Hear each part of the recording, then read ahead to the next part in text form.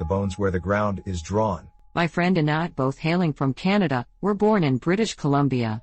But interestingly, our ancestors originally hailed from Ontario. We have always felt a special connection to our homeland, which is why we decided to go on a camping trip one day. Our destination was the town of Abbotsford, a beautiful spot where we could enjoy the verdant beauty of the woods while playing music. For transportation, we relied on our trusty bikes, as we hadn't yet taken the plunge and invested in cell phones. As we embarked on our journey, we explored the quiet woods, stopping to carve our names on trees. After about 2 hours of riding around, we found the perfect spot to relax and chill. The silence outside was only broken by the sound of our laughter and the serene chirping of the birds that surrounded us. My friend George started to get sleepy, but I was still quite energetic and eager to explore more of the woods. Before going in separate directions, we made a plan to meet back at the same spot in a few hours. This was around the time when my directional skills weren't quite up to par. I ventured far out, and before too long, I found myself surrounded by broken furniture pieces, including a school chair. There were strange bones scattered around in a circle, with one of them possibly belonging to a large deer.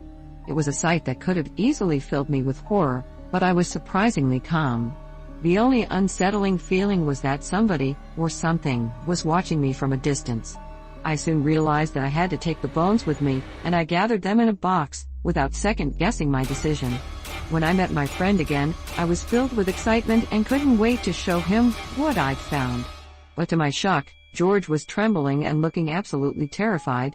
He informed me that I had yelled at him repeatedly, but I had absolutely no recollection of it whatsoever. It felt like there was a strange force that had suddenly crept up between us and was trying to break our close bond. We tried our best to shake off the strange feelings, but to no avail.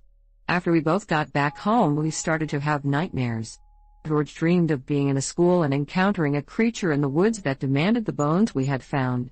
But strangely enough, I still had the bones in my possession, and he never spoke to me after that strange night.